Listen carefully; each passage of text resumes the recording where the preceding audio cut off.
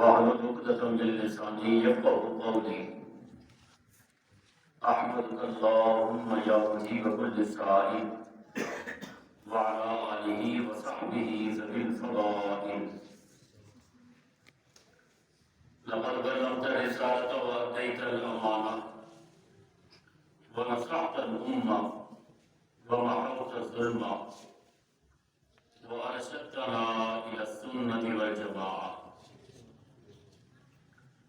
صلى الله عليه وعلى آله وأصحابه أجمعين. قال الله تبارك وتعالى في الكلام المجيد والفرقان الحميد: يا أيها الذين آمنوا كتب عليكم الصيام كما كتب على الذين من قبلكم لعلكم تتقون. آمنت بالله صدق الله مولانا العظيم وصدق رسوله النبي الكريم الأمين ونحن على ذلك لمن الشاهدين والشاكرين والحمد لله رب العالمين. إن الله وملائكته يصلون على النبي يا أيها الذين آمنوا صلوا عليه وسلموا تسليما. اللهم صل على سيدنا ومولانا محمد وعلى آل سيدنا ومولانا محمد وبارك وسلم وسلم عليه. الصلاة والسلام عليك يا سيدي يا رسول الله وعلى آلك وصحبك يا سيدي يا حبيب الله. آبادیوں کا اللہ تبارک و تعالیٰ کا کروڑا فضل، اس کی رحمت، اس کی توفیق سے ماہ مقدسہ کا یہ پہلا جمعۃ المبارک ہے. الحمدللہ تقریباً ہر شخص کو یہ روزہ ہوگا بچوں سمیت. اس اللہ کا بڑا ہی شکر ہے، اس کی رحمت ہے کہ اس نے زندگی میں ایک مرتبہ پھر ہمیں رمضان المبارک نصیب فرمایا. کوئی گرمی نہیں، محسوس ہی نہیں ہو رہا چوتھا روزہ ہے.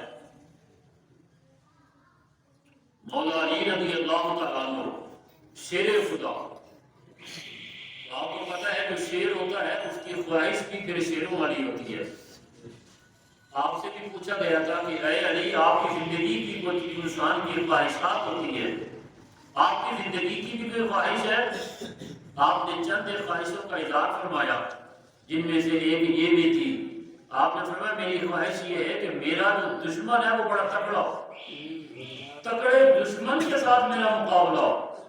چونکہ وہ مجاہد تھے، ہر وقت جہاد، اعلاء کلمت اللہ کا جذبہ ہر وقت ان میں رہتا تھا.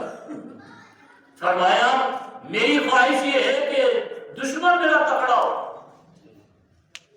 اور دوسری میری خواہش یہ ہے کہ رمضان المبارک کا روزہ ہو، اور وہ بھی گرمیوں کا. گرمی کا روزہ مجھے بڑا عزیز ہے. روزہ دار تو ویسے اللہ کو پسند ہے. حضور فرماتے ہیں جب انسان روزہ رکھتا ہے نا، عصر کے بعد اس کے منہ سے معدہ کے خالی ہونے کی وجہ سے کچھ ہوا پیدا ہو جاتی ہے، سمل سی آتی ہے. فرمایا کہ میرے رب کو کستوری سے بھی زیادہ محبوب لگتی ہے. معدہ جب انسان کا خالی ہوتا ہے تو وہ جو سانس لیتا ہے تو اللہ کو وہ جو سانس ہے وہ کستوری سے بھی زیادہ محبوب ہے.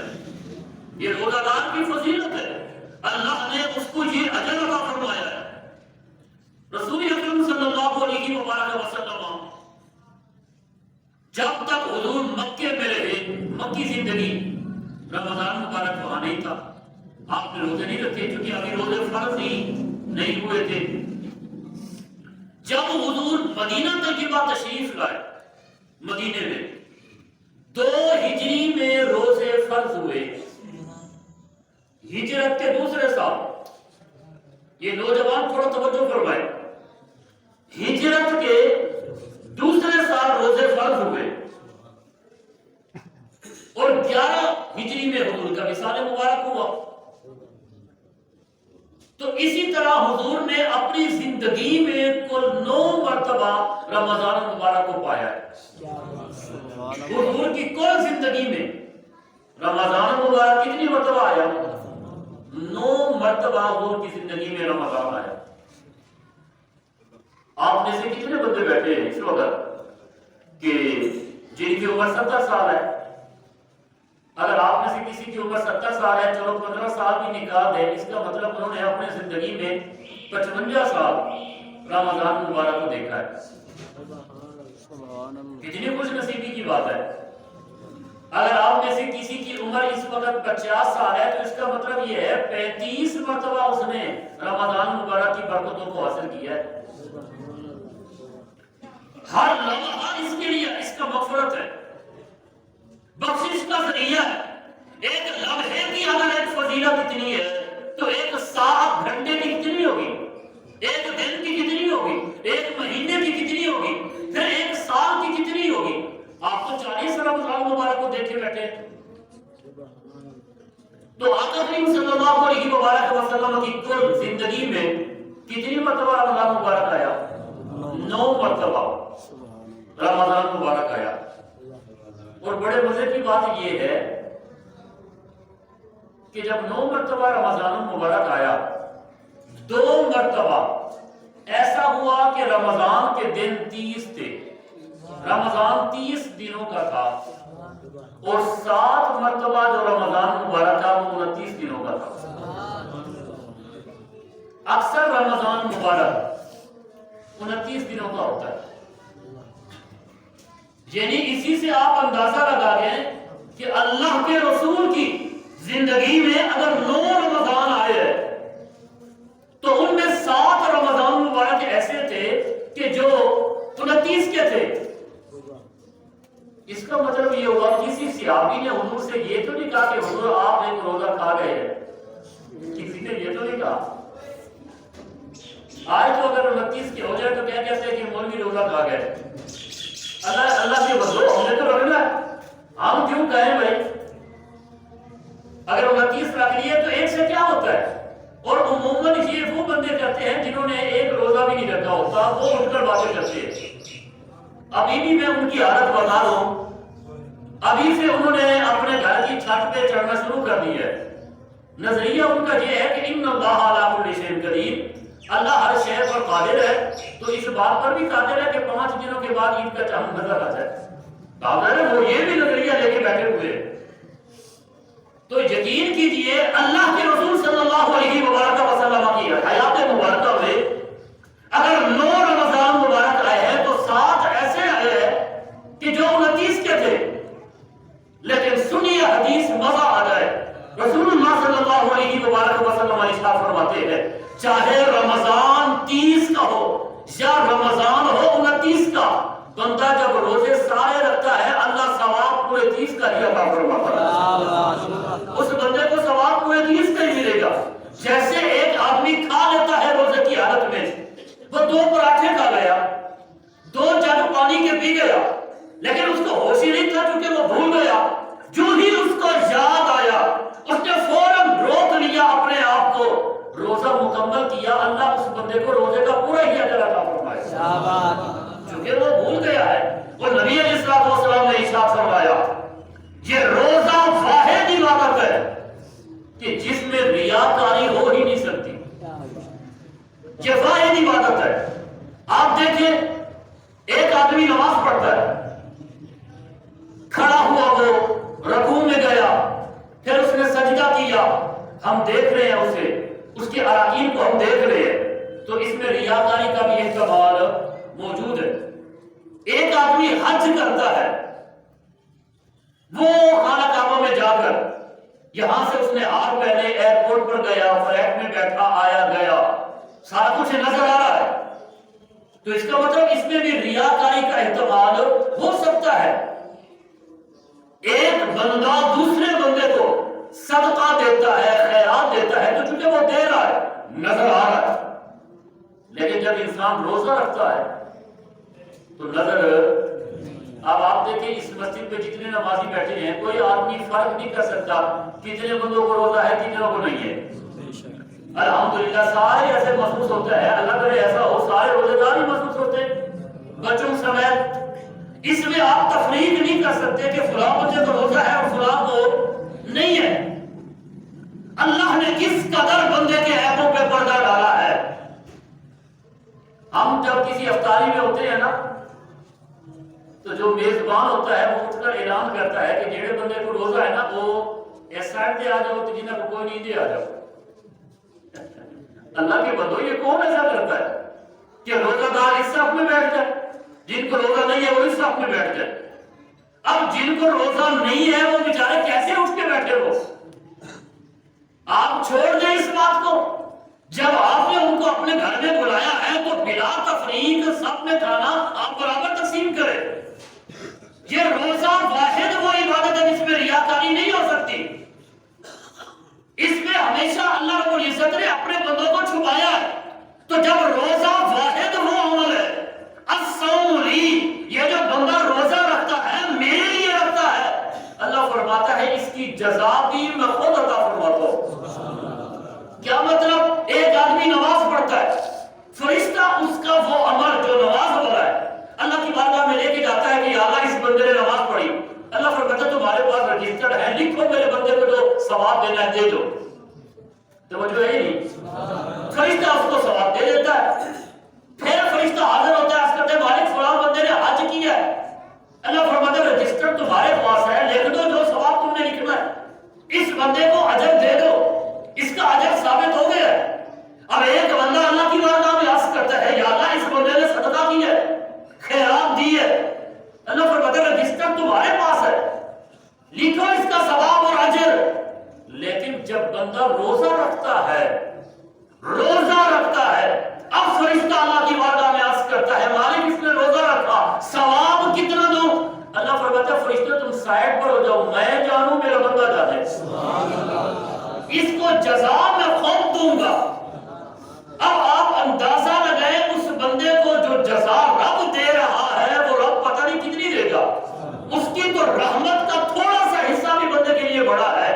روزہ یہ وہ عبادت ہے، بلکہ میں آپ کے سامنے ایک اور حدیث مبارکہ رکھتا ہوں، روزہ تو ڈھال ہے بندے کے لیے، یہ کبھی بھی بندے کو رکھنے والے کو جہنم کی طرف نہیں لے کے جائے گا، یہ تو رحمت ہے، یہ تو فضل ہے، یہ تو احسان ہے۔ روزہ قیامت کا دن ہوگا، قیامت کا دن، یہ بات توجہ کے ساتھ سننا، فیصلہ ہو جائے گا، جنتی جنت میں، جہنمی جہنم میں، فیصلہ ہو جائے گا۔ اب جنتی جب جنت میں پہنچ جائیں گے، دعا کرو رمضان مبارک کے صدقے اللہ ہم سب کو جنت عطا فرمائے۔ جنتی جب جنت میں پہنچ جائیں گے، نعمتیں مل جائیں گی، حوریں مل جائیں گی، نوکر چاکر ملازم سارے ان کے پاس ہوں گے، دنیا کا ہر میوہ، ہر پھل، ہر فروٹ ان کے پاس ہوگا، زندگی کی ساری خواہشیں پوری ہو جائیں گی، حضور کا قرب بھی انہیں نصیب ہوگا، ساری نعمتیں جب ان کو مل جائیں گی وہ بندے بڑے خوش ہو گئے۔ اللہ فرمائے گا فرشتوں میرے بندے سے پوچھو کوئی چیز کی کمی تو نہیں رہ گئی؟ کوئی چیز تمہیں چاہیے اور نعمت؟ اب بندے کہیں گے یا اللہ مجھے سب کچھ مل گیا، کسی شے کی ضرورت نہیں ہے۔ اللہ پھر ارشاد فرمائے گا فرشتوں میرے بندوں سے پوچھو ہر من مزید، کوئی ایک نعمت ہے جو رہ گئی ہے، وہ نعمت رہ گئی ہے۔ اب فرشتے پھر پوچھیں گے، وہ کہیں گے، دیکھیں گے، ارد گرد مشورہ کریں گے آپ، لیکن وہ یہ کہیں گے مالک ہمیں ہر چیز مل گئی ہے۔ تیسری مرتبہ آپ فرمائے گا چلو ہم ان کو چانس دیتے ہیں، جاؤ اپنے اپنے علاقے کا جو تمہارا عالم دین تھا، جن سے تم مسئلے پوچھتے تھے، جمعہ نماز ان کے پیچھے پڑھتے تھے، جاؤ ان سے پوچھ کر آؤ وہ نعمت ایک رہ گئی ہے جو تمہیں ملنے والی ہے، کوئی چیز ہے جو رہ گئی ہے۔ اچھا اسی سے آپ اندازہ لگائیں اللہ نے علماء کی عظمت اور رفعت کو کتنا بلند کیا ہے۔ دنیا میں بھی علماء کی ضرورت ہے، اور مر کر جب قبر میں پہنچیں گے پھر جنت میں جائیں گے تب بھی علماء کی ضرورت ہوگی، تب بھی علماء کی، جاؤ اپنے علاقے کے علماء سے پوچھ کر آؤ۔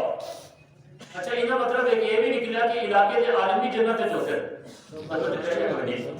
اس کا مطلب وہ بھی جنت نہیں ہوگے تبھی تو اسے پوچھیں گے. شکر ہے آپ اس بات کو تسلیم کریں. اب وہ جب جائیں گے اپنے علاقے کے عالم دین کے پاس مسئلہ پوچھنا ہے, علاقے کا عالم دین کہے گا تم دنیا میں بھی مسئلہ پوچھتے تھے, جنت میں بھی. ہاں رب فرماتا ہے ایک نعمت ہے جو رہ گئی ہے ہماری نظر میں, ہم نے مشورہ کیا ہے کوئی نعمت ایسی نہیں ہے جو ہمیں نہ ملی ہو, لیکن رب فرما رہا ہے ایک نعمت ہے جو تمہیں ملنی ہے اور تم بتاؤ وہ نعمت کون سی ہے, لیکن ہمیں تو پتہ نہیں ہے, آپ سے پوچھنے کے لیے آئے. وقت کا جو عالم دین ہوگا وہ بتائے گا او اللہ کے بندو تم نے ساری زندگی نمازیں پڑھی یا نہیں؟ کہیں گے پڑھی ہے. رب العالمین کو تم نے اعلیٰ کہا یا نہیں؟ سبحان ربی الاعلیٰ, سبحان ربی العظیم. اس کو اکبر بھی کہا, اس کو غفور بھی کہا, اس کو رحیم بھی کہا. جب تم نے زندگی میں ساری مشقتیں رب کے لیے برداشت کی ہے, اب مر کر پہنچے ہو جہاں قبر میں, قبر سے پھر تم نے سفر کیا ہے آخرت کا, آخرت سے پھر آئے ہو جنت میں, جاؤ رب کو کہو ساری زندگی تمہیں اعلیٰ کہتے رہے, ہٹاؤ پردہ اپنا دیدار عطا فرماؤ. کیا بات ہے, کیا بات, سبحان اللہ. اے اللہ اپنا دیدار عطا فرماؤ.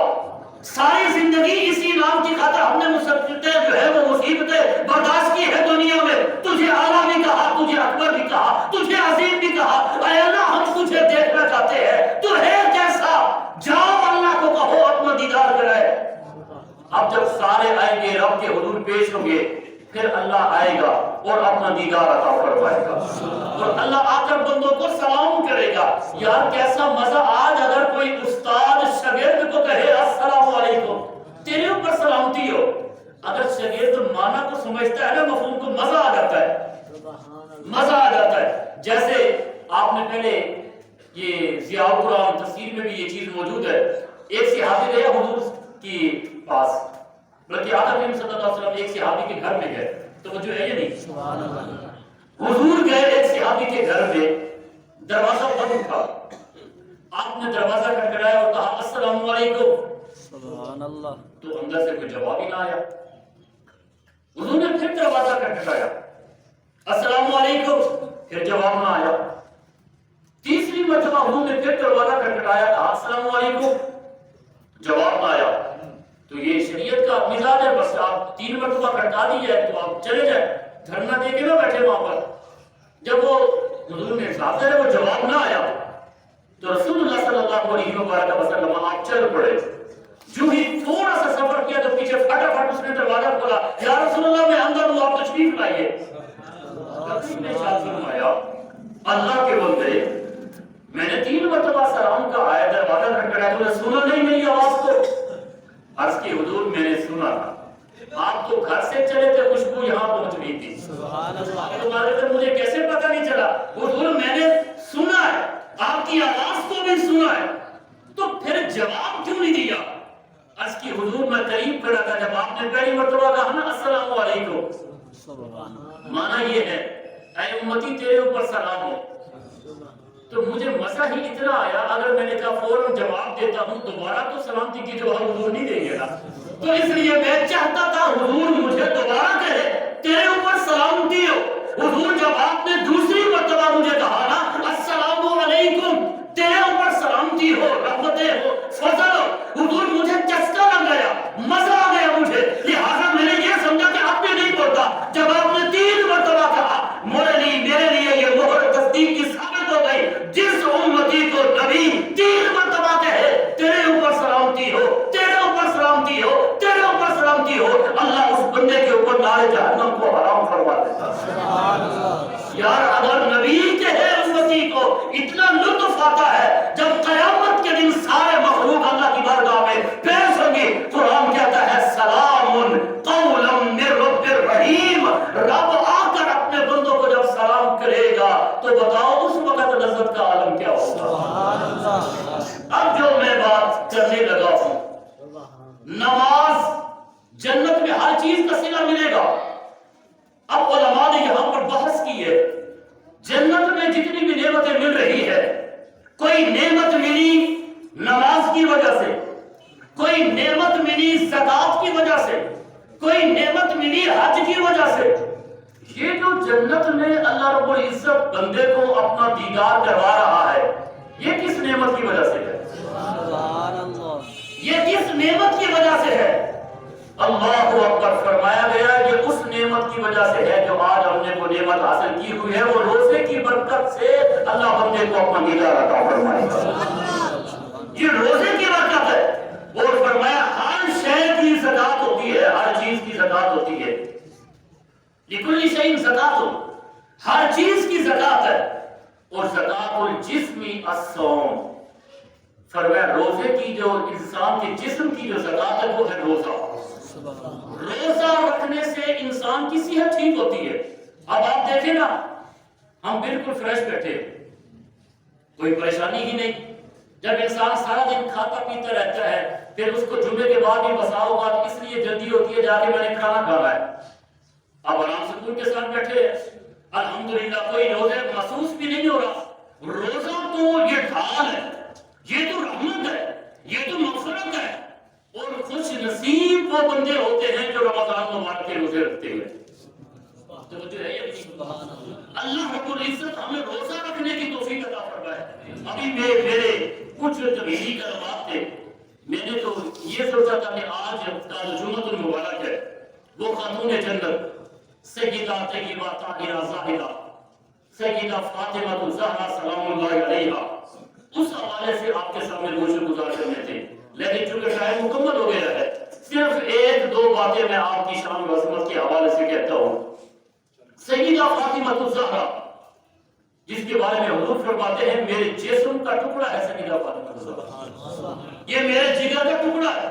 ایک جنگ کے موقع پر ایک صحابی نے حضور کا خون مبارک پیا تھا، آپ نے زیرہ پہنی ہوئی تھی احد کے میدان میں، وہ یہاں چپ گئی اس کا لوہا، مالک بن سینان تھے صحابی رسول، جب یہاں چپا تو حضور نے فرمایا کہ کوئی اس کو الگ کرے، جو ہی اس نے الگ کیا نا تو یہاں سے خون نکلا، انہوں نے فٹافٹ اپنا منہ مبارک لگا دیا اس کے اوپر۔ سبحان اللہ، تو حضور نے منع نہیں فرمایا، جب انہوں نے پی لیا، اللہ اکبر، حضور ارشاد فرمانے لگے جس کے جسم میں میرا خون شامل ہو جائے اللہ اس بندے پر جہنم کی آگ کو حرام فرما دے گا۔ یار جس بندے کے جسم میں خون رسول شامل ہو جائے، جو ہو ہی خون رسول سے پیدا، سیدہ فاطمہ الزہرا آپ وہ خوش نصیب عورت ہے، یقین کیجیے آپ کی پر 4 شہزادیاں تھی حضور کی۔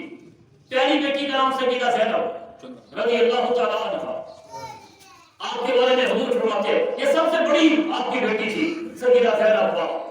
حضور فرماتے ہیں کہ اللہ میری زینب کے اوپر رحم و کرم فرمائے، اس نے زندگی میں بڑے دکھ دیکھے ہیں، بڑی تکالیف اس نے دیکھی ہے۔ اس کے بعد حضور کی جو دوسری بیوی تھی سیدہ رقیہ رضی اللہ تعالیٰ عنہا، جنگ بدر جو رمضان مبارک میں ہوئی تھی، ابھی بدر کی خوشخبری مدینے میں پہنچی تھی کہ خوشخبری ہو تمہیں، الحمدللہ ہم نے فتح حاصل کر لی۔ جب شخص پہنچا مدینے میں تو سیدہ حضور کی بیٹی کا جو ہے وہ تدفین ہو رہی تھی، آپ کو قبر میں اتارا جا رہا تھا۔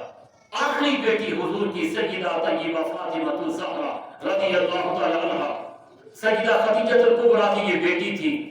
آپ کی ساری اولاد جناب سیدہ خدیجہ الکبریٰ سے تھی سوائے حضرت ابراہیم کے۔ جب سیدہ خدیجہ الکبریٰ کا آخری وقت تھا، یاد رکھیے یہ وہ خاتون تھی جس کو ملکۃ العرب کہتے تھے، عرب کی شہزادی یہ سیدہ خدیجہ الکبریٰ تھی۔ اسلام کو پہلی گھٹی جس کے مال سے دی گئی وہ سیدہ خدیجہ الکبریٰ رضی اللہ تعالیٰ عنہا کی ذات تھی۔ آپ کا مال اسلام کے لیے وقف ہو گیا اور اتنا وقف ہوا کچھ بھی نہ رہا آپ کے پاس۔ غار ہرا میں 55 سال آپ کی عمر تھی، جب کھانا لے کر بھی جاتے روزانہ، آج حاجی جاتے ہیں کئی عرصے بعد، کتنی تھکاوٹ ہوتی ہے۔ 55 سال کی عمر تھی سیدہ خدیجہ الکبریٰ کی، غار ہرا میں جا رہی ہے، آ رہی ہے، پھر آخر ایک مرتبہ کھانا لے کر جا رہی تھی، اچانک پاؤں پھسلا، نیچے گری، اللہ نے عرش سے جناب جبریل کو بھیجا، جاؤ میرے محبوب کو کہو سیدہ خدیجہ الکبریٰ آ رہی ہے کھانا لے کر۔ جو ہی آپ کے پاس پہنچے آپ نے ان کو کہہ رہے ہیں اللہ کا تمہارے اوپر سلام ہو، اس پر اللہ کا سلام ہو۔ جب سیدہ خدیجہ الکبریٰ رضی اللہ تعالیٰ عنہا کا وقت وصال تھا، حضور کی گود میں اپنا سر رکھا، عرض کی یا رسول اللہ صلی اللہ علیہ وسلم میری ساری بیٹیاں اس وقت دنیا سے چلی گئی ہے، ایک بیٹی رہ گئی ہے سیدہ فاطمہ الزہرا رضی اللہ تعالیٰ عنہ، یا رسول اللہ اس کا آپ نے خیال رکھنا ہے اور آپ نے اس کی تربیت خود کرنی ہے، اس کا خاص مجھے صرف اسی کی فکر ہے۔ یہ ایک پہلی وصیت ان کی، یہ دوسری وصیت ہے۔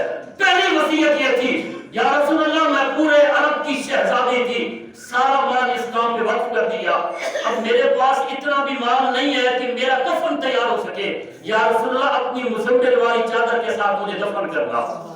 یہ میری پہلی وصیت ہے۔ اور دوسری وصیت یہ ہے کہ میری بیٹی سیدہ فاطمہ الزہرا کا خیال رکھنا، یا رسول اللہ اس کی رگوں میں آپ کا بھی خون ہے اور میرا بھی خون ہے، جس طرح ہر معاملے میں نے آپ کا ساتھ دیا ہے، میری بیٹی بھی ہر معاملے میں آپ کا ساتھ دے گی۔ سیدہ خدیجہ الکبریٰ نے سیدہ فاطمہ الزہرا کا ہاتھ حضور کے ہاتھ میں دیا۔ صحابہ فرماتے ہیں اتنی اخلاق والی، گفتار میں، اخلاق میں، سیرت میں، کردار میں، اٹھنے میں، بیٹھنے میں جیسے انداز رسول اللہ کا تھا ویسے انداز سیدہ فاطمہ الزہرا رضی اللہ تعالیٰ کے ساتھ تھا۔ سبحان اللہ۔ آپ بولتی تھی لگتا یوں تھا جیسے حضور بول رہے ہیں، آپ چلتی تھی تو لگتا یوں تھا حضور چل رہے ہیں، آپ کا اخلاق بالکل ایسا تھا۔ آپ نے وہ حدیث مبارکہ تو سنی نا، سیدنا امام حسن کا سر سے لے کر ناف تک بالکل حضور کے مشابہ تھے، سیدنا امام حسین پاک ناف سے لے کر نیچے قدموں تک حضور کے مشابہ تھے، لیکن یہ بالکل بیٹے تو سیدہ فاطمہ الزہرا کے تھے نا، انہی کے بدن سے تھے، یہ تو پھر الگ الگ تشبیہ تھی۔ جس نے سب سے پہلے حضور کی تشبیہ کو دیکھنا ہوتا تھا وہ سیدہ فاطمہ الزہرا رضی اللہ تعالیٰ عنہ کو دیکھتے تھے آپ ہر معاملے میں۔ اور اس لیے ٹائم نہیں ہے میرے پاس، میں آپ کی سیرت کے چند پہلو آپ کے سامنے رکھتا۔ آپ کا جب وقت وصال آیا بس صرف یہی بات کرتا ہوں، سیدہ فاطمہ الزہرا کا حضرت سیدنا صدیق اکبر امیر المومنین خلیفۃ الرسول، آپ کی جو بیوی تھی سیدہ اسماء بنت امیس، وہ آپ کی خادمہ تھی۔ اسی سے آپ اندازہ لگائے امیر المومنین کی بیوی خدمت کس کی کر رہی ہے؟ حضور کی بیٹی کی۔ سبحان اللہ۔ آپ محبت دیکھیں۔ اور یہ جو سیدہ اسماء بنت امیس ہے نا، جناب صدیق اکبر کی بیوی، ان کا سب سے پہلا جو نکاح ہوا تھا حضرت جعفر طیار کے ساتھ ہوا تھا، مولا علی کے بڑے بھائی، ان کے ساتھ ان کا نکاح ہوا تھا حضرت جعفر طیار کے ساتھ۔ پھر بیوہ ہو گئی، وہ شہید ہوئے۔ اس کے بعد حضرت اسماء بنت امیس نے نکاح فرمایا سیدنا ابوبکر صدیق سے۔ اس کا مطلب یہ ہوا کہ مولا علی کی بھابی تھی، پہلے اسماء بنت امیس بھابی تھی۔ ان خاندان میں فضائل صحابہ بیان ہوتے تھے، سامنے اہل بیت کے گھر میں صحابہ کے فضائل بیان ہوتے تھے، تبھی تو اسماء بنت امیس نے بیوہ ہونے کے بعد جو نکاح فرمایا صدیق اکبر سے کیا، اگر اہل بیت کے گھر میں صحابہ کی نفرت ہوتی تو یہ کبھی بھی ان کے ساتھ نکاح نہ کرتی۔ بڑے لطف کی بات یہ ہے جب سیدنا صدیق اکبر کا انتقال ہوا پھر انہوں نے نکاح فرمایا مولا علی سے، پھر ان کا نکاح مولا علی سے ہوا، جو پہلے بھابی تھی بعد میں پھر یہ بیوی بن گئی۔ سیدہ فاطمہ الزہرا کا آخری وقت تھا، اللہ اکبر، چونکہ حضور نے بشارت پہلے دے دی تھی، جب حضور کا انتقال ہوا سیدہ فاطمہ الزہرا رونے لگی، یا رسول اللہ میرا کیا بنے گا؟ اماں جی بھی دنیا سے رخصت ہو گئی، آپ بھی جا رہے ہیں۔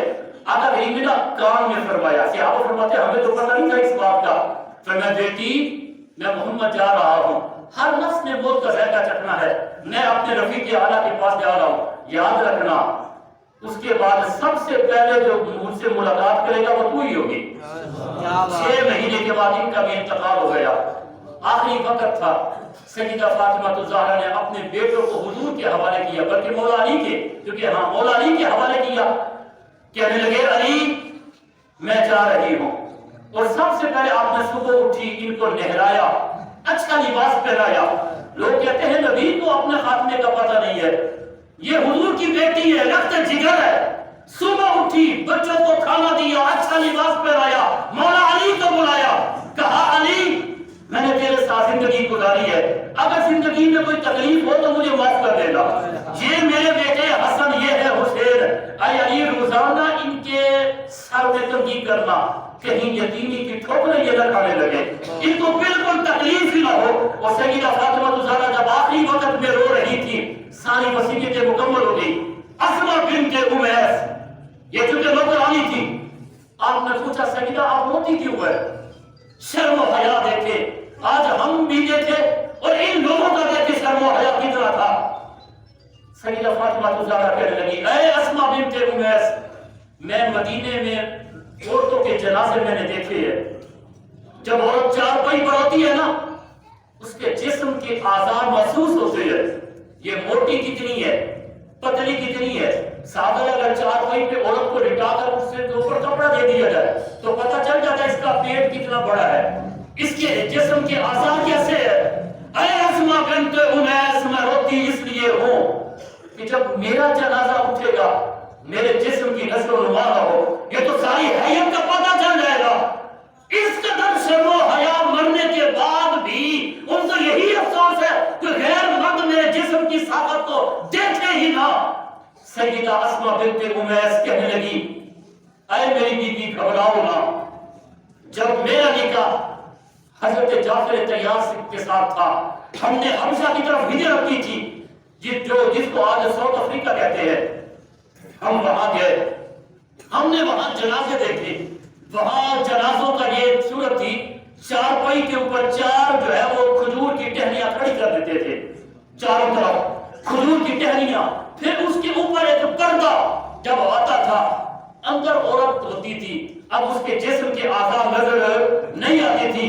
آپ بے فکر ہو جائے، سیدہ فاطمہ الزہرا کہنے لگی اے اسماء بنت امیس، میرے مرنے کے بعد میری تیاری پھر تم نے اسی طرح کروانی ہے۔ سب سے پہلے جس کے اوپر وہ جو چارپائی کی مخصوص، آج ہمارے ہاں بھی وہ چارپائی ہوتی ہے لیکن اگرچہ وہ کپڑا اس طرح نہیں رکھتے، آج اگر کسی بیوی کی میت کو رکھتے ہیں نا، کپڑا پھر بھی اسی طرح رکھتے ہیں، حالانکہ حق بنتا ہے اگر کسی بیوی کی میت ہو نا، چارپائی کے اوپر کپڑا اس طریقے سے ڈالے کہ اندر بالکل وہ محسوس ہی نہ ہو کہ عورت دبلی ہے، پتلی ہے، کیسی ہے۔ سیدہ فاطمہ الزہرا کا یہ شرم و حیا، فرمایا علی میرا جنازہ بھی رات کو اٹھانا تاکہ کسی غیر مرد جو ہے وہ میرے تک پہنچے ہی نہ، اس کو نظر ہی نہ آؤ۔ جب آپ کا وقت انتقال ہوا، صحابہ رو رہے تھے، امام حسن رو رہے تھے، امام حسین، یہ 3 رمضان مبارک تھا، جنت البقیع میں آپ کی قبر کو تیار کیا گیا۔ سیدنا صدیق اکبر آئے، کہنے لگے اے علی، آج سیدہ فاطمہ الزہرا نہیں جا رہی، خون رسول، تصویر رسول جا رہی ہے۔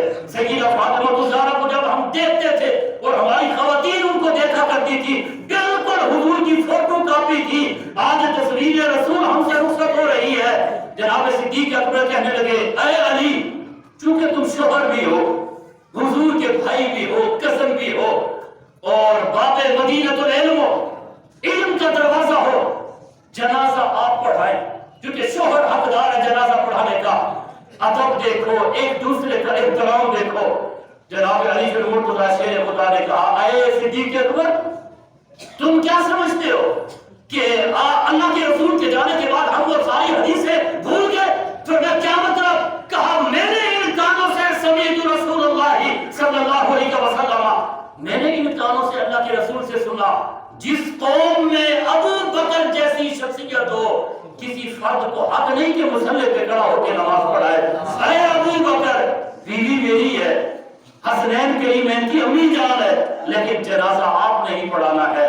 سیدہ فاطمہ الزہرا کا جنازہ جناب صدیق اکبر نے پڑھایا، اور یہ وہ افراد تھے جن کو آپس میں ایک دوسرے کے ساتھ محبت ہے، اور چونکہ ٹائم بالکل ختم ہو چکا ہے، انہی اشعار کے ساتھ سیدہ کی روح کو اگر رمضان مبارک میں منبر و محراب پر سیدہ کا ذکر نہ کیا جائے تو یقیناً بے وفائی ہوگی۔